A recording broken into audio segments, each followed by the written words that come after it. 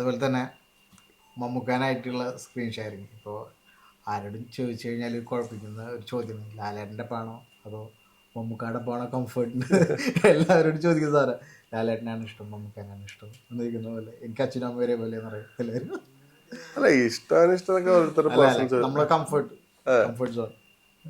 Comfort again അതും ഓരോരുത്തരുടെ അങ്ങനെയല്ല, ഓരോരുത്തരുടെ രീതികൾ പോലെ ഇരിക്കും. ചിലർക്ക് ചിലപ്പോൾ മമ്മൂക്കാൻ്റെ കൂടെ വർക്ക് ചെയ്യുന്നത് ഭയങ്കര കംഫർട്ടബിൾ ആയിരിക്കും, ചിലർക്ക് ലാൽ സാറിൻ്റെ കൂടെ ആയിരിക്കും കംഫർട്ട്. പിന്നെ മമ്മൂക്ക വർക്ക് ചെയ്യുന്ന സ്റ്റൈൽ വേറെ, ലാൽ സാർ വർക്ക് ചെയ്യുന്ന സ്റ്റൈൽ വേറെ. പക്ഷെ എൻഡ് ഓഫ് ദ ഡേ ഇവർ രണ്ടുപേരുമാണ് മലയാള സിനിമയുടെ നെടുന്തൂണുകളല്ലേ, അതിന് സംശയമില്ലാത്ത കാര്യമാണ്. അപ്പൊ അവരുടെ കൂടെ വർക്ക് ചെയ്യാൻ, രണ്ടുപേരുടെയും കൂടെ വർക്ക് ചെയ്യാനുള്ള ചാൻസ് കിട്ടുക, അതും ഇത്രയും ചെറിയ കാലഘട്ടത്തിൽ എന്നെ പോലെ ഒരു ചെറിയ നടന് ഒരു ചാൻസ് കിട്ടുക എന്ന് പറയുന്നത് അല്ല, അത് ഒരു വലിയ ഭാഗ്യം തന്നെ, ഒരു സംശയമില്ല കാര്യത്തിൽ. മമ്മൂക്കായിട്ട് എനിക്ക് കുറച്ചുകൂടി ഒരു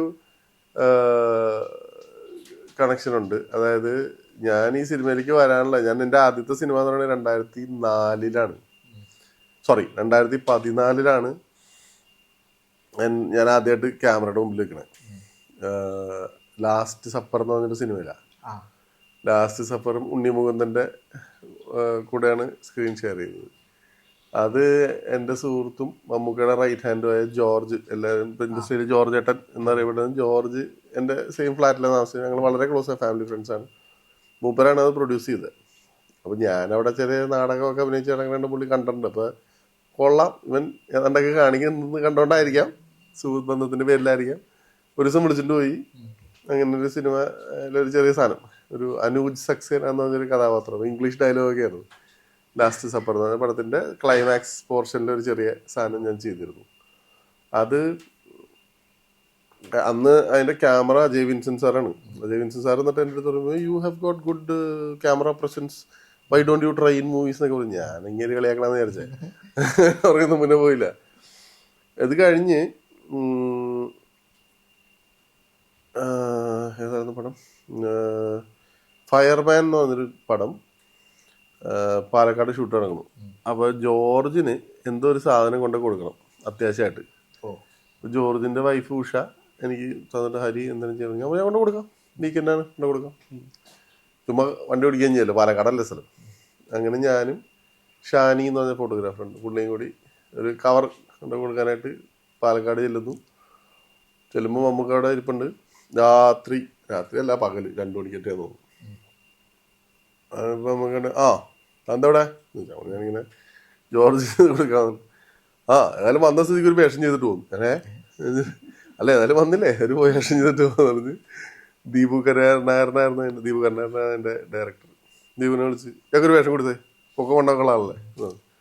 അങ്ങനെ അതിനകത്ത് ഞാനൊരു പ്രൊഫസറിൻ്റെ വേഷം, ചെറിയ ഡയലോഗൊക്കെ ഉണ്ട് അതിനകത്ത്. അവർ പോയിന്റ് ഔട്ട് ചെയ്യുന്ന ഒരു 6 മെയിൻ പേഴ്സണേഴ്സിൽ ഒരാളായിട്ട് അങ്ങനെ വേഷം ചെയ്തു. അപ്പോൾ നമുക്കടെ കൂടെ അതിലും നമുക്കായിട്ടൊരു സ്ക്രീൻ ഷെയർ ചെയ്തു. ഞാൻ ആദ്യമായിട്ട് മൂപ്പരായിട്ട് സ്ക്രീൻ ഷെയർ ചെയ്യണം. അവിടെ ഒരു ഡയലോഗ് ഉണ്ട് മൂപ്പരോട്, കുറെ തെരഞ്ഞില്ല സാറേ ഇനി ഞങ്ങളെ ജീവിക്കാൻ ഒതുക്കുന്നൊക്കെ പറഞ്ഞു. ഭയങ്കര പോറാ ഇപ്പൊ കണ്ടു കഴിഞ്ഞാൽ. അപ്പൊ ഒരു ഐഡിയ ഇല്ലല്ലോ, ഒരു ഐഡിയ ഇല്ല എന്താണ് ഒരു ഐഡിയ ഇല്ല. അങ്ങനെ ചെയ്തു. അത് കഴിഞ്ഞ് പിന്നെ ജോർജ് തന്നെ വീണ്ടും മമ്മൂക്കനെ വെച്ചൊരു പടം ചെയ്തായിരുന്നു, അച്ഛാദിന്നും പറഞ്ഞു. അതിൽ ഈ പറഞ്ഞോണ്ട് ഞായറാഴ്ച ഒരു ദിവസം വന്നിട്ട് ബാബാന്ന് പറഞ്ഞ് എന്നെ വിളിച്ചിട്ട് പോയി. എന്നിട്ട് അതിൽ മമ്മൂക്കനെ റോട്ടിൽ നിർത്തിയിട്ട് ഇന്റർവ്യൂ ചെയ്യണ ഒരു ക്യാമറമാൻ ഡിക്സൺ, അങ്ങനെ ഒരു സാധനം ചെയ്തിരുന്നു. അതും കഴിഞ്ഞിട്ടാണ് ഈ ആടും ഇതൊക്കെ വരുന്നതും ആൾക്കാരെന്നെ തിരിച്ചറിഞ്ഞു തുടങ്ങുന്നതും ഒക്കെ. അങ്ങനെ അത് കഴിഞ്ഞ് ആട് ഷൂട്ട് കഴിഞ്ഞു. റിലീസായോ എന്ന് എനിക്കൊരു സംശയമുണ്ട്, ഐ എം നോട്ട് ഷുവർ. മമ്മൂക്കയുടെ ഒരു പടം പരോൾ എന്ന് പറഞ്ഞൊരു പടം തൊടുപുഴ ഷൂട്ട് നടക്കുന്നു. അപ്പോൾ അതിൽ പൊക്കം വണ്ണമുള്ളൊരു വില്ലനെ വേണം, സ്ട്രേറ്റ് ടു സ്ട്രേറ്റ്. മമ്മൂക്കയുടെ സ്ട്രേറ്റ് വില്ലനായിട്ട് ഒരാൾ വേണം, ഒരു സ്ട്രോങ് കഥാപാത്രം. മമ്മൂക്കയാണ്. അപ്പോൾ അതാണ് ആ മനുഷ്യൻ്റെ ഒരു വലിയ മനസ്സെന്ന് പറയുന്നതാണ്. മൂപ്പര് ജോർജിനോട് ചോദിച്ചു, അവനിപ്പോൾ ഏതൊരു സിനിമയിലൊക്കെ അഭിനയിച്ച് ഇല്ലേ? അപ്പോൾ ഫൈറ്റൊക്കെ ചെയ്യുമോ ചോദിക്കാന്ന് പറഞ്ഞു. ഞാൻ ഓഫീസിലിരിക്കുക, എന്നെ ജോർജ് വിളിച്ചു, ജോർജ് ഹരി ആ ഫൈറ്റൊക്കെ ഹരി തന്നെയാണ് ചെയ്തത്. ഞാൻ തന്നെ അല്ലടാ ഹരിയനെ, ഫൈറ്റ് ചെയ്യുമോ? ഞാൻ ചെയ്യാം. എന്നിട്ട് അവർ മാഫിയ ശശിനെ വിളിച്ചു ചോദിച്ചു, ശശിനെ വിളിച്ചു ചോദിച്ചു എങ്ങനെയുണ്ട്. അപ്പം മാഫിയ ശശി എന്നെ ഭയങ്കര കാര്യമാണ്. പുള്ളി പറഞ്ഞു ഓ നല്ല പണ്ടിരിക്കുക, അത് പണിയാച്ചി ഇത് പണിയാച്ചി റോപ്പ് പണിയാച്ചി എന്നൊക്കെ പറഞ്ഞ് ഇപ്പോൾ ഹാപ്പിയായി. ഇന്നൊന്ന് തൊടുപുഴ വരെ വന്നു പറഞ്ഞു. അപ്പോഴും എനിക്കറിയില്ലാട്ടോ സംഭവം തന്നു. തൊടുപുഴ മൂൺലൈറ്റ് ഹോസ്പിറ്റലിൽ ചെന്ന് അവിടെ ഹോട്ടലിൽ ചെന്നു. എന്നപ്പോൾ ഇങ്ങനെ മമ്മൂക്കയുടെ ഡയറക്റ്റ് വില്ലൻ. ആ പോരെ അടുത്ത ആഴ്ച വരെ ഷൂട്ട്. അങ്ങനെ ആ പടത്തിൽ ഒരു കഥാപാത്രം, കഥാപാത്രത്തിൻ്റെ പേര് ഞാൻ മറന്നുപോയി, സുരേന്ദ്രനോ സുചീന്ദ്രനോ അങ്ങനെ എന്തൊരു പേരായിരുന്നു. അത്യാവശ്യം നല്ല രസമായിരുന്നു നമുക്കായിട്ട്. കുറച്ച് അതിൻ്റെ ഒരു ക്ലിപ്പ് കുറേ ഇതിൽ കിടന്ന് ഓടുന്നുണ്ട്. ഒരു പാൽപാത്രത്തിന് തന്നെ അടിച്ചിട്ട് പോകണൊരു സാധനമൊക്കെ കിടന്ന് കാണുന്നുണ്ടായിരുന്നു. അപ്പോൾ ആ പടത്തിൻ്റെ സെറ്റിൽ വെച്ചാണ് നമുക്ക് എന്നോട് പറയണത്. അപ്പോൾ ഈ സിനിമയിലെ ആൾക്കാർ ഈ പറഞ്ഞ പോലെ ആൾക്കാർ മുഖം തിരിച്ചറിഞ്ഞ് തുടങ്ങിയതിന് ശേഷം മമ്മൂക്കനെ കണ്ണട വെച്ചാണ്. നമുക്ക് ജോലി ഒക്കെ ഇല്ലേ എപ്പോഴും ജോലിയുണ്ട്. ആ സിനിമയൊക്കെ നടക്കും, ജോലി കളയണ്ട കേട്ടോ, ജോലി കളഞ്ഞിട്ടുള്ള സിനിമാഭിനയൊന്നും ഇപ്പം വേണ്ട എന്ന് പുള്ളി അന്ന് പറഞ്ഞ. I still follow that. അതാണ് ആദ്യം ചോദിച്ച ചോദ്യത്തിന് ഉത്തരം. അതെ, ഉപ്പരാണ് ആ ഒരു അഡ്വൈസ് എനിക്ക് തന്നത്, വിച്ച് ഈസ് ട്രൂ. കാരണം എത്രയോ ആൾക്കാർ സിനിമ എന്ന് പറഞ്ഞ് നടന്ന് ജീവിതം കളയിട്ടുന്നില്ല. പക്ഷെ സിനിമ രസമാണ്, അതിൻ്റെ സമയമുണ്ട്. സലിമേട്ടന്റെ ഒരു ഇന്റർവ്യൂല് പറയുന്നുണ്ട് ജോലി കളഞ്ഞിട്ട് അല്ലല്ല, അയ്യോ ജോലി തന്നെയാണ്, അതിൽ സംശയമൊന്നുമില്ല. സിനിമ ചെയ്യാലോ, നമുക്ക് ഒരു ബുദ്ധിമുട്ടൊന്നും പുതിയ ദിവസം അയച്ചില്ല അങ്ങനെ. അപ്പോൾ മമ്മൂക്ക ഇപ്പം മമ്മൂക്കയാണെങ്കിലും ലാൽ സാറാണെങ്കിലും ഇവരൊക്കെ ഓരോ യൂണിവേഴ്സിറ്റികളാണ്, മനസ്സിലായത്. 500, 1000 പടം അഭിനയിച്ച ഇത്രയും ലെജൻസ് ആയിട്ടുള്ള മനുഷ്യർ. അപ്പോൾ അവരുടെ കയ്യിൽ നിന്ന് കിട്ടുന്ന കുറേ ടിപ്സ് ആൻഡ് ട്രിക്സ് ഉണ്ട്, മനസ്സിലായത്. അപ്പോൾ അതിനെ പരോള് ചെയ്തുകൊണ്ടിരിക്കുന്നതിനിടയിൽ ഒരു സീനുണ്ട്. എനിക്കത് ഞാൻ പറഞ്ഞു മര്യാദയ്ക്ക് സിനിമ സീരിയസ് ആയിട്ട് കണ്ടു തുടങ്ങിയ 2ാമത്തെ പടമാണേ. അപ്പോൾ പുള്ളി ഇങ്ങനെ ബാക്കിൽ നിന്ന് പിടിച്ചിട്ട് ഫൈറ്റ് എടുത്ത് എറിയണൊരു സീനുണ്ട്. നമുക്ക് പറഞ്ഞു അവിടെ നിന്ന് ആക്ഷൻ പറയും, ഞാൻ കാല് മുമ്പിൽ വെച്ച് ഇങ്ങനെ ഒന്ന് കാണിക്കുമ്പോഴത്തേക്കും നീ ഒന്ന് പൊങ്ങി തന്നെ, ബാക്കി റോപ്പിലാണ് അത് ചെയ്യാവുന്നത്. അപ്പോൾ പുള്ളി ഇങ്ങനെ എന്നെ ബാക്കിൽ നിന്ന് ഇങ്ങനെ എടുത്ത് എറിയണതാണ്. നമുക്ക് ടൈമിംഗ് ഒന്നും വലിയ ഐഡിയ ഇല്ലാതെ പറഞ്ഞു ഞാൻ ചാടാൻ ഇത്തിരി വൈകി. പക്ഷെ പുള്ളി എന്നെ ലിഫ്റ്റ് ചെയ്തു എന്നുള്ളത്. മമ്മൂക്ക പുള്ളിയുടെ ഏജ് 136 ഇല്ലാന്ന്, എന്നാലും 130 ഉള്ള ഒരാളെ പുള്ളി ലിഫ്റ്റ് ചെയ്തു. ശരിക്കും ലിറ്ററലി ഇങ്ങനെ ലിഫ്റ്റ് ചെയ്തിട്ട് പുള്ളിയെ തിരിച്ചു വെച്ചു. എന്തെറ്റി ടൈമിങ് തെറ്റിയാ ഇതിനിടെ തിരിച്ച്. അപ്പൊ ഞാനിങ്ങനെ മമ്മൂക്ക ബാക്ക് പോടാ ഇറങ്ങിയ കൂടി പുള്ളി സീരിയസ് എന്നെ എടുത്ത് പൊക്കിയിട്ട് അതൊരു എന്തൊരു സ്ട്രെസ് ആണ്. അപ്പൊ ഓരോരുത്തരും നമ്മൾ അപ്പോഴാണ് മനസ്സിലായത് ദൈവം ഈ മനുഷ്യ കൊള്ളല്ലോ. ഈ മനുഷ്യനെ തന്നെ നമ്മള് ഇതിലൊക്കെ കാണുന്ന സമയത്ത് കണ്ടിട്ട് നമ്മള് എന്താ അല്ല അത് നേരിട്ട് കണ്ടപ്പോ ആള് പുള്ളി അങ്ങനെ ഒരു എക്സ്പീരിയൻസ് ഉണ്ടായിരുന്നു മമ്മൂക്കയുടെ കൂടെ. നേരത്തെ പറഞ്ഞ പോലെ ഇവരെ പ്രൊഫഷൻ എത്രത്തോളം ഒബ്സർവ് ചെയ്യുന്നുണ്ടെന്നുള്ള, നമ്മൾ ചെറിയ കഥാപാത്രം അതില് അഭിനയിച്ചതല്ലേ, അത് മമ്മൂക്കയുടെ വേറൊരു കാര്യം ഞാൻ നോട്ട് ചെയ്തേക്കുന്നത് എന്താ വെച്ചാൽ പുള്ളി ഒരിക്കലും ഒരാളുടെ മുഖവും പേരും മറക്കില്ല എന്നുള്ളത്. ഇപ്പൊ നിങ്ങള് ഒരു സമയത്ത് പുള്ളിയെ കണ്ടാൽ ഒന്ന് പരിചയപ്പെട്ടു, വെറുതെ കാഷ്വൽ അല്ല ഞാൻ പറഞ്ഞത്, കാഷ്വൽ പരിചയം അല്ല ഞാൻ പറഞ്ഞത്, എന്തെങ്കിലും ഒരു കാര്യത്തിന് പരിചയപ്പെട്ടു സംസാരിച്ചു, ഹലോ ഇങ്ങനെ ഞാൻ ഇന്ന ആളാണ്, ഇന്ന ചാനൽ നടത്തുന്നതാണ്, മറ്റാണ് ഒരു 5-10 മിനിറ്റ്സ് സംസാരിച്ചു എന്ന് വെച്ചു. ഒരു 4 കൊല്ലം 5 കൊല്ലം കഴിഞ്ഞിട്ട് പിന്നെ വന്ന് എന്താ എങ്ങനെയുണ്ട് ചാനലൊക്കെ, അത് ഞാൻ സമ്മതിച്ചു വേണ്ട പുള്ളിയുടെ. പുള്ളി ഭയങ്കര ഞാൻ ഞെട്ടിപ്പെട്ടു, നമുക്ക് ഇപ്പോഴും പേരൊക്കെ കൊടുത്തിരിക്കണമെന്ന്. ഒരുപാട് ന്യൂ കമേഴ്സിന് അവസരം അല്ല അങ്ങനെ അതൊന്നും ചെയ്യേണ്ട കാര്യം അദ്ദേഹത്തിന് ഇല്ല, മനസ്സിലായി. പുള്ളിയുടെ കാര്യം നോക്കിയാണെന്ന് മതി. അപ്പൊ അതൊക്കെ പുള്ളിയുടെ ഒരു വലിയ കാര്യം തന്നെയാണ് വെച്ചാൽ അങ്ങനെ ഒരു മനസ്സുണ്ടാവുക, അങ്ങനെ ആഗ്രഹമുള്ള ആൾക്കാരെ കൈപിടിച്ച് ഉയർത്താൻ. അല്ല സി അഗൈൻ പൃഥ്വിരാജാന്ന് തോന്നുന്നു ഒരു ഇന്റർവ്യൂവില് പുള്ളിയോട് ആരോ ചോദിച്ചു, മമ്മൂക്കയുടെ ലാൽ സാറിന്റെ ഒക്കെ പാഷനെ പറ്റിയൊക്കെ ആരോ പുള്ളിയോട് ചോദിച്ചു. പുള്ളി പറഞ്ഞൊരു കാര്യമുണ്ട്, ഇവര് രണ്ടുപേരും ഇത്രയും കൊല്ലമായിട്ട് സിനിമയിലുള്ളതാണ്, അത്യാവശ്യം നല്ല പോലെ പൈസ ഉണ്ടാക്കിയിട്ടുണ്ട്, ഒരു സംശയമില്ല കാര്യത്തിൽ. ഇവരെന്തിനാ ഇപ്പോഴും ഈ രാത്രി നൈറ്റ് ഫൈറ്റ് മഴയത്തൊക്കെ കിടന്ന് ചാടി മതിലൊക്കെ ചാടി എന്ത് കാര്യം ഇരിക്കണം, മനസ്സിലായില്ലേ? അപ്പൊ അവർക്ക് സിനിമയോടുള്ള ഒരു ഒരു പാഷനാണ് അതിപ്പോഴും. ഇല്ലെങ്കിൽ ഇവർക്ക് ഇപ്പോഴും ഇതൊക്കെ നിർത്തിയിട്ട് അവനവന് സൗകര്യമുള്ള പറ്റാവുന്ന വല്ല റോളുകൾ മാത്രം ചെയ്ത് ഇത് പറ്റില്ല എന്ന് പറഞ്ഞിരുന്നാൽ മതില്ല. ഇവരിപ്പോഴും പുതിയ പുതിയ കഥാപാത്രങ്ങൾ എക്സ്പെരിമെന്റ് ചെയ്യുന്നു, അല്ലേ? ഇപ്പൊ പി വാലിബനില് സീനായാലും ഇല്ലേ മറ്റേ ബ്രഹ്മയുഗത്തിലെ സീനായാലും എന്തിനാ ഇപ്പൊ ടർബോനകത്ത് പുള്ളി എന്തൊക്കെ ഫൈറ്റ്സ് കാണിച്ചാണ്. അതൊന്നും ചെയ്യേണ്ട കാര്യമില്ല പുള്ളിക്ക്, മനസ്സിലായോ? അപ്പൊ അത് പാഷനാണ്, അത് സിനിമയോടുള്ള അവരുടെ അതിയായ സ്നേഹം തന്നെയാണ്. അത് വേണം. അതാണ് ഓരോരുത്തരുടെയും ഇതങ്ങനെയാണ്. സിനിമയെ സ്നേഹിക്കാതെ നമുക്ക് ഒരിക്കലും സിനിമയില് ഒരു നല്ല ഭാഗമാവാൻ പറ്റില്ല എന്ന് ഞാൻ വിശ്വസിക്കുന്നു. ഏതൊരു പ്രൊഫഷനായാലും ആ ചെയ്യുന്ന പ്രൊഫഷനോട് നമുക്ക് ഒരു 99% വേണം എന്നാണ്. അതെ, സത്യം.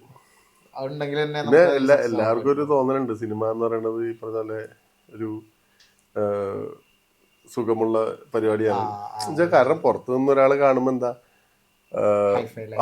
നല്ല പോഷ് വണ്ടിയിലൊക്കെ നടക്കുന്നു, ഇഷ്ടംമാതിരി പൈസ, ഭയങ്കര ഫെയിം, ആൾക്കാർ സെൽഫി എടുക്കാൻ വരുന്നു, എല്ലാം ഉണ്ടല്ലോ. പക്ഷെ സിനിമയിൽ അഭിനയിക്കുക എന്ന് പറയുന്നതിന്റെ അതിന്റെ ഒരു ഹാർഡ്ഷിപ്പ് ഉണ്ടല്ലോ, അതിന്റെ ഒരു ബുദ്ധിമുട്ട്, അതിലേക്ക് ഇറങ്ങി ചെല്ലുമ്പോഴേ ശരിക്കും മനസ്സിലാവുള്ളൂ. ഒരു ആക്ട് ചെയ്തിട്ട് അതൊരു റിയാലിറ്റി ആണെന്ന് മറ്റുള്ളവരിലേക്ക് തോന്നിപ്പിക്കണ്ടേ? അതൊരു വലിയൊരു സംഭവമാണ്. നമ്മളോട് അഭിനയിക്കാൻ പറയുമ്പോഴും അവിടെ ചെന്ന് നമ്മള് സ്ക്രിപ്റ്റ് ഒക്കെ വായിക്കുന്നു. റിയൽ ടൈം സിനാരിയോ ആണ്, പ്രാക്ടിക്കലി ഇങ്ങനെ നമ്മൾ സ്ക്രിപ്റ്റ് വായിക്കുന്നു, നിന്ന ഡയലോഗ് അവിടെ ചെന്ന് ഇങ്ങനെ നിൽക്കണം, ഈ പോയിന്റിൽ നിന്ന് ആ പോയിന്റിലേക്ക് നടന്നുകൊണ്ട് നിങ്ങളിത് പറയണം, എല്ലാം പറഞ്ഞു അവിടെ ചെന്ന് നിന്നു പറയാൻ നിൽക്കുമ്പോഴത്തേക്കും ടച്ചപ്പ് പോയി ഓടി വരും. അവിടെ മുഖത്ത് കണ്ട് പൗഡറൊക്കെ തട്ടി വന്നിട്ട് മൊത്തം പോയി. അത്ര നേരം ഓർത്ത് വെച്ചെല്ലാം പോയി, ഒന്ന് കണ്ട്. പിന്നെ കോസ്റ്റ്യൂമാരെ വന്ന് കോളറൊക്കെ ഒന്ന് ഇതൊന്ന് വലിച്ചിട്ട് നിങ്ങൾക്ക് തന്നെ ഇനിയും കൂടെ തന്നെ ക്യാമറ ഫോക്കസ് മറ്റേ നമ്മൾ പിന്നെ ഒന്നുകൂടി റെഡി ആയിട്ട് നിൽക്കുന്നു. Focus focus focus. ഇത് 100 പ്രശ്നങ്ങളാണ് ഇതിലെ. ഇതിന്റെ ഇടയിൽ നമ്മൾ ആ ക്യാരക്ടറെ വിടാതെ അവർ ഉദ്ദേശിച്ച സംവിധായകൻ ഉദ്ദേശിച്ച രീതിയിൽ അത് എക്സിക്യൂട്ട് ചെയ്ത്, മനസ്സിലായോ? ഒരുപാട് കഷ്ടങ്ങളുണ്ട്. ഓരോ പോയിന്റ് പോയി കഴിഞ്ഞാലും പിന്നെ അതെ എൻ്റെ അടുത്ത് ധർമ്മജൻ എനിക്കൊരു ഗുണം എന്താന്ന് വെച്ചാൽ ഞാൻ I takes lessons from everybody. അതിപ്പോ ആര് തന്നെ ആയാലും. ഇപ്പൊ ഒരു ഉദാഹരണം പറഞ്ഞുതരാം. ഞാനൊരു ഇന്റർവ്യൂവിൽ ഓൾറെഡി പറഞ്ഞിട്ടുണ്ട്. ഈ പാത്രത്തിന് എന്നെ അടിക്കുന്ന സീനില് ഇനിയ അവിടെ നിന്ന് മൂക്കാരോട് പറയുന്നുണ്ട്, നിങ്ങളൊക്കെ വലിയ ക്ഷീര സംഘത്തിന്റെ ഒക്കെ ആൾക്കാരും കർഷക സംഘത്തിന്റെ ആൾക്കാരൊക്കെ അല്ലേ, ഇതേപോലെയുള്ളവന്മാര് ഞങ്ങളെ നിങ്ങളൊന്നും കാണുന്നില്ലേ എന്നൊക്കെ ചോദിച്ചുണ്ട്. ഫ്രെയിമിൽ ഞാനുണ്ട്, ഞാൻ അവിടെ ഇങ്ങനെ വടി പോലെ നിൽക്കുക, ലിറ്ററലി വടി പോലെ, ഭയങ്കര പുറത് കണ്ടറിയാം, ഇങ്ങനെ വടി പോലെ നിൽക്കുക. ഇത് നമുക്ക് നടന്നു വരുന്നു, ഒറ്റടി അടിക്കുന്നു, ഞാൻ നിലത്ത് വീഴുന്നു, ഇങ്ങനെ ചളങ്ങിയിട്ടുണ്ട്, നേരത്തെ അതെന്ന് പറഞ്ഞ് പുള്ളിങ്ങനെ പോകുന്നു. എനിക്കിതിൽ തെറ്റൊന്നും അന്ന് തോന്നിയില്ല കേട്ടോ. അത് കഴിഞ്ഞ് ഞാൻ കഴിഞ്ഞു, ഓക്കെ ഷോട്ടൊക്കെ പോയി. നമ്മുടെ അവിടെ മേക്കപ്പ് ചെയ്യണ അമൽ എന്ന പയ്യനുണ്ട്, മേക്കപ്പ് ടച്ചപ്പ് പയ്യനാന്ന് തോന്നുന്നു. അല്ല മേക്കപ്പ് അവിടെ ഉള്ള പുള്ളി. എന്നിട്ട് ചേട്ടൻ എന്താ അവിടെ ഇങ്ങനെ വടി പോലെ നിന്നളഞ്ഞേ എന്ന് വെച്ചു. ചെന്നിടാ എന്ന് വെച്ചു. അല്ലടാ അവിടെ ഇനിയ ചേച്ചി ഇങ്ങനെ ഡയലോഗ് പറയണല്ലേ, ചേട്ടൻ എന്താ അവിടെ ഇങ്ങനെ വടി പോലെ നിന്നളഞ്ഞേ. ഞാനെന്ത് ചെയ്യാനാ, അപ്പൊ അവൻ കുറച്ച് സാധനങ്ങൾ കാണിച്ചു തന്നു. മനസ്സിലായി? അവിടെ നിങ്ങൾ വരുന്ന നമുക്കിങ്ങനെ ഇവിടെ ചൊറിഞ്ഞോണ്ടൊക്കെ കേൾക്കാം. പിന്നെ ഇവളിപ്പോ ഉണ്ടാക്കി മനസ്സിലായോ? നമുക്ക് എന്തേലും ഇതിന്റെ റിയാക്ഷൻ അവിടെ കൊടുക്കാലോ. അതൊന്നും ഞാൻ അന്ന് ചെയ്തില്ല. അപ്പൊ ഞാൻ ആ ഒരു ഇൻക്ലൂഷൻ മനസ്സിലാക്കാത്തോണ്ടാണ് ആ സീൻ, മനസ്സിലായത്? അപ്പൊ ഈച്ച് ആൻഡ് എവ്രിബഡി ആ സെറ്റിൽ, കാരണം എന്നെക്കാളും എത്രയോ എക്സ്പീരിയൻസ് അവനുണ്ടെന്നറിയോ, അത് എത്രയോ തീരുമാനം. അപ്പൊ ഇങ്ങനെ you get a lot of tips and tricks. ഇപ്പൊ ലാൽ സാറിന്റെ അടുത്താണ്, ലാൽ സാർ ഫൈറ്റ് ചെയ്യുന്നതിനിടയിൽ എനിക്കൊരു പ്രശ്നമില്ല, കണ്ടടയ്ക്കും. പുള്ളി കേളു സാർ തന്നെ വിളിക്കുന്നത്, അതിനകത്ത് കേളു മല്ലനാണ് പരിപാടിയില്ല. കേളു സാർ കണ്ണ് തുറന്ന് അഭിനയിക്കും കേട്ടോ, എന്റെ കണ്ണിലേക്ക് നോക്കിയിട്ട് അഭിനയിക്കും, കണ്ണിലേക്ക് നോക്കി ചെയ്യും കേട്ടോ. ഓക്കെ ഓക്കെ അല്ലേ, എന്നാ നോക്കാം. അങ്ങനെ പുള്ളി ഇങ്ങനെ ഓരോന്നും പറഞ്ഞു എല്ലാവരും നമുക്കാണേലും ആ ടൈമിങ്ങിന്റെ കാര്യങ്ങളും എല്ലാം ഞാൻ കേട്ടിരുന്ന മമ്മൂക്ക അടുത്തൊക്കെ ചെന്ന് അഭിനയിച്ച് ടൈമിങ് തെറ്റിയ പുള്ളി ചീത്ത പറയുന്നൊക്കെ അതൊന്നുമല്ല, ഭയങ്കര ഹെൽപ്ഫുൾ ആയിട്ട് റൂമർ അടിച്ചിറക്കുന്നുണ്ട്. പുള്ളിയൊക്കെ ഹെൽപ്പ് ചെയ്യണ പോലെ ഉണ്ടല്ലോ, ഭയങ്കര നമ്മളെ പറഞ്ഞു മനസ്സിലായി. ഇങ്ങനെയല്ല, ഇപ്പൊ എത്രയോ എളുപ്പമാണ്, പണ്ട് ഇങ്ങനെയൊന്നും ആയിരുന്നില്ല, പണ്ട് അങ്ങനെയായിരുന്നു ഇങ്ങനെയായിരുന്നു, ടൈമിങ് നോക്ക് ചെയ്യ് അത് ഇത്. യു റീഡ് ലേൺ ഫ്രം അവരിപ്പോ സ്റ്റിൽ ആ ഇൻഡസ്ട്രിയിൽ നിൽക്കുന്ന തന്നെ പുതിയ പുതിയ ആളുകൾക്ക് ഒരു കൈത്താ എല്ലാവർക്കും അല്ല എന്ന് വെച്ചാൽ അവര് നിൽക്കുന്നതുകൊണ്ട് എത്രയോ പുതിയ പുതിയ ആൾക്കാർ വരുന്നു. സംശയമൊന്നുമില്ല. അതുപോലെ ഇതെല്ലാം കഴിഞ്ഞിട്ട് ഒരു രസകരമായിട്ടുള്ളൊരു ഇല്ല മറ്റേ കിഴി മത്തായിച്ചിന്റെ കിഴി. അത് ഞാൻ പറഞ്ഞില്ല, ഇപ്പൊ എനിക്ക് അഭിനയം എന്ന് പറയുന്നത് എന്നെ സംബന്ധിച്ചിടത്തോളം അഭിനയത്തിനാണ് ഞാൻ ഇമ്പോർട്ടൻസ് കൊടുക്കുന്നത്. അതിപ്പോ സിനിമയായാലും നാടകമായാലും ഷോർട്ട് ഫിലിം ആയാലും ഡസൻ മാറ്റർ. എനിക്ക് അഭിനയിക്കാൻ ഇഷ്ടമാണ്, അങ്ങനെ ഒരാളാണ് ഞാൻ പറഞ്ഞത്. ഇപ്പൊ സിനിമ ഇപ്പൊ ഇതുവരെ എന്റെ ബ്രെഡ് ആൻഡ് ബട്ടർ സിനിമയല്ല. എനിക്ക് ഇവിടെ ജോലിയുണ്ട്, അത്യാവശ്യം കുഴപ്പമില്ലാത്ത ശമ്പളമുണ്ട്, അതുകൊണ്ട് EMI കാര്യങ്ങളൊക്കെ അടച്ചു പോകുന്നുണ്ട്, പച്ചരി മേടിക്കുന്നുണ്ട്, കുഴപ്പമൊന്നുമില്ല. അപ്പൊ സിനിമ എന്റെ ഒരു എന്താ പറയാ ഒരു ജീവിതോപാധി അല്ല ഇപ്പൊ, ആസ് ഓഫ് നൗ പാഷനാണ്. അപ്പോൾ എനിക്ക് നല്ല കഥയായിട്ട് തോന്നിയില്ല, എന്തെങ്കിലും ചെയ്യാനുണ്ടെന്ന് തോന്നിക്കഴിഞ്ഞാൽ ഞാൻ ചെയ്യുന്ന ഒരു സാധനം. അപ്പൊ അങ്ങനെ രണ്ട് പിള്ളേര്, എനിക്ക് ആദ്യം ഒരു യൂട്യൂബിലൊരു വെബ് സീരീസ് പോലെ ഒരു പയ്യൻ വിളിച്ചിട്ട് ബാനി എന്ന് പറഞ്ഞൊരു സാധനം ചെയ്തിരുന്നു. അത് കംപ്ലീറ്റ് ആയതൊന്നും എനിക്കറിയില്ല. അവിടുന്ന് റെഫറൻസ് എടുത്തിട്ടാണ്, അവൻ്റെ ഫ്രണ്ടാണ് ഒരു പയ്യൻ, അവൻ ആമസോണിൽ എന്താ വർക്ക് ചെയ്യുക, വിളിച്ചിട്ട് പറഞ്ഞു ചേട്ടാ ഒരു സാധനം ഉണ്ട്, ഷോർട്ട് ഫിലിമാ, ചേട്ടാ കേട്ടോ നോക്ക്. അങ്ങനെ അവന്മാര് കഥ പറഞ്ഞു കഴിഞ്ഞപ്പോഴത്തേക്ക് എനിക്ക് രസമായിട്ട് തോന്നി. ഒരു പോലീസുകാരൻ്റെ റോളാണ്, അയാൾ ബട്ടറാണ്, പക്ഷെ അത്യാവശ്യം ബീഫ് കഴിക്കും, അയാള് വെള്ളം അടിക്കുമ്പോൾ ബീഫ് കഴിക്കും. അങ്ങനെ അയക്കിട്ടൊരു പണി കൊടുക്കുന്നു, അങ്ങനെ സാധനം എപ്പോഴും യൂട്യൂബിലുണ്ട്. മത്തായസിന്റെ കീഴി അത് ബീഫൊന്നല്ല, ചിക്കൻ. ബീഫ് ഞാൻ കഴിക്കില്ല, ബീഫ് കഴിക്കില്ല. അപ്പൊ ഇങ്ങനെ അങ്ങനെ ഒരു സാധനം. അപ്പൊ അത് ആക്ച്വലി എനിക്ക്, ഞാൻ ഇവിടുന്ന് ഫ്ലൈറ്റ് ടിക്കറ്റ് എടുത്ത് പോയി അഭിനയിച്ച് തിരിച്ച് ടിക്കറ്റ് എടുത്ത്, എനിക്ക് സത്യം പറഞ്ഞാൽ ചെലവാ, മനസ്സിലായി. ഒബ്വിയസ്ലി ആ പിള്ളേരുടെ എത്രമാത്രം ബഡ്ജറ്റ് ഒന്നും ഉള്ള പടം ഒന്നല്ല. അപ്പൊ ഇപ്പൊ ഞാൻ ആലോചിക്കണ എത്ര ഉള്ളു, ഇപ്പൊ നമ്മുടെ ഒരു ഹോബി പെയിന്റിങ്, നമ്മുടെ ഒരു ഹോബി ആണെങ്കിൽ നമ്മൾ എത്രയോ പൈസ കൊടുത്ത് ഓയിൽ പെയിന്റ് മേടിക്കുന്നു, അതിന്റെ ബ്രഷ് മേടിക്കുന്നു, ക്യാൻവാസ് മേടിക്കുന്നു, നമ്മൾ പെയിന്റ് ചെയ്യുന്നു, വീടിന്റെ ഒരു മൂലയ്ക്ക് വെക്കുന്നു, മനസ്സിലായി, വെറുതെ കൊടുക്കുന്നു. അപ്പൊ അത് നമ്മുടെ ഹോബി ആയതുകൊണ്ട് നമ്മൾ അതിന് എഫർട്ട് ഇടുന്നു, സമയം ചെലവാക്കുന്നു, പൈസ ചെലവാക്കുന്നു. അതേപോലെ കുട്ടിയാണ് ഇവിടെ നമ്മൾ ടിക്കറ്റ് എടുത്ത്, നമുക്ക് ലീവ് ഉണ്ട്, ടിക്കറ്റ് എടുത്ത് പോകുന്നു, അതിന് അവനിക്കും തിരിച്ചു വരുന്നു. നന്നായിട്ടുണ്ട്,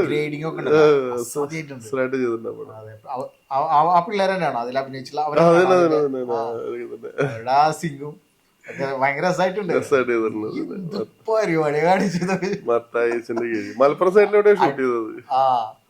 ആ വീട് മുണ്ട് വീട്ടിലടിയും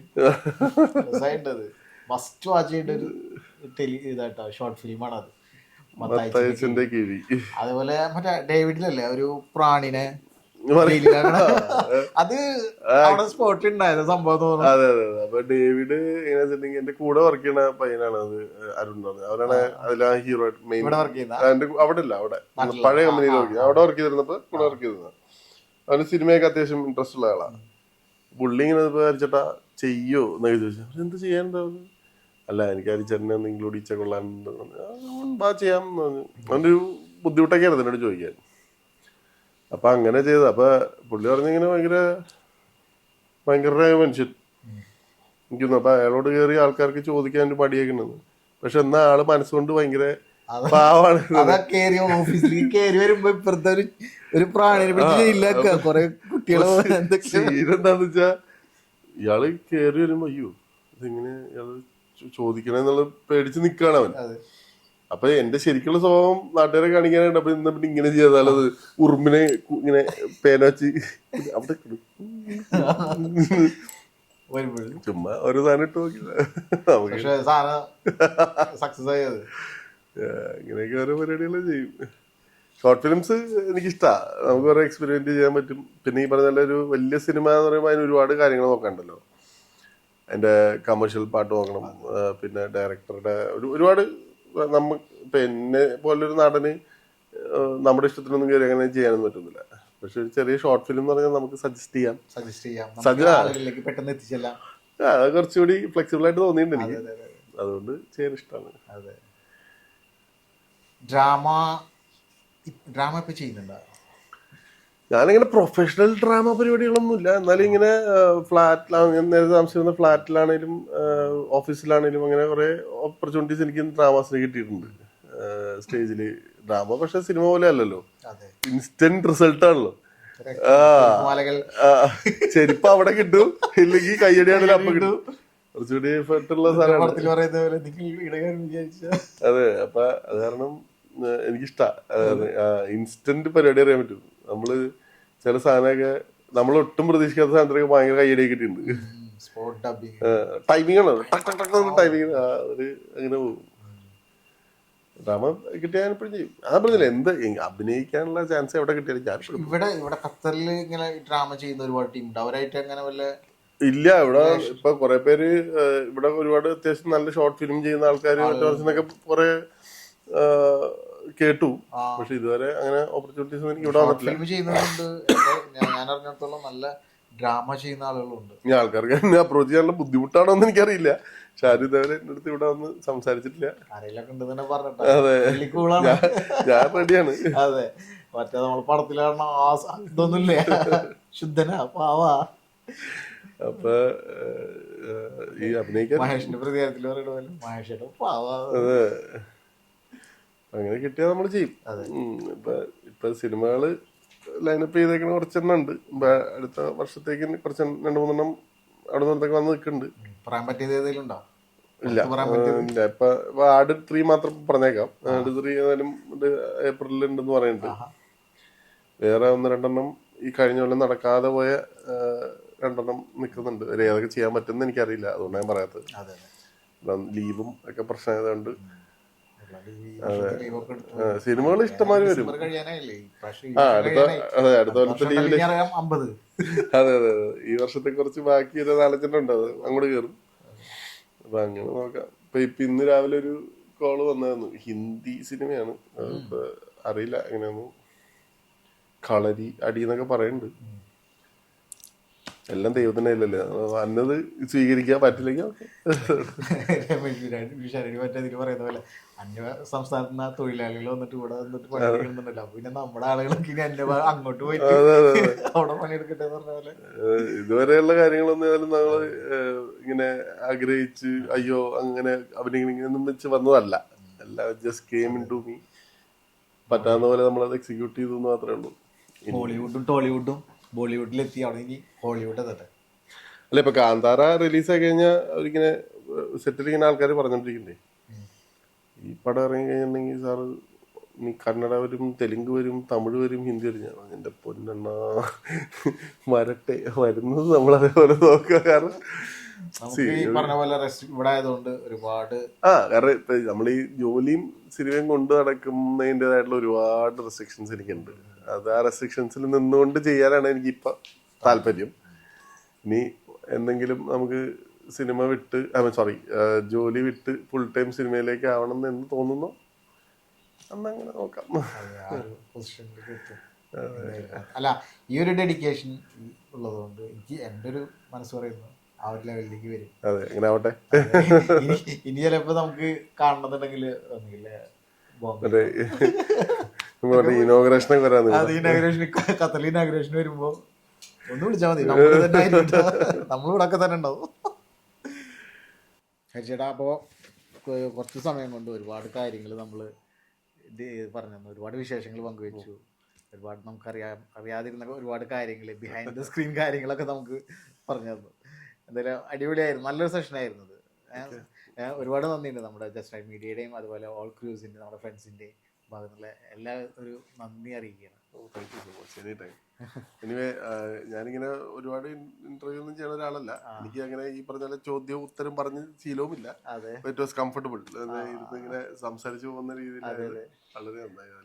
നമ്മളിപ്പോ വരുമ്പോഴേ ഇപ്പോ ഹരിചേട്ടനെ നമുക്ക് തുറന്നു പറയാം, നമ്മൾ വരുന്നതിന് മുൻപ് ഹരിചേട്ടൻ്റെ 1-2 ഇന്റർവ്യൂസ് ഒക്കെ ഞാൻ എടുത്ത് നോക്കി. അപ്പോൾ സാധാരണ നമ്മളിങ്ങനെ പോകുമ്പോൾ ഒന്നിങ്ങനെ സ്ക്രിപ്റ്റൊക്കെ ഉണ്ടാക്കി അങ്ങനെ. അപ്പോൾ ഇന്ന് കണ്ടപ്പോൾ എനിക്ക് തോന്നിയത് ഭയങ്കര കാഷ്വലായിട്ടുള്ള സംഭവങ്ങളാണ്.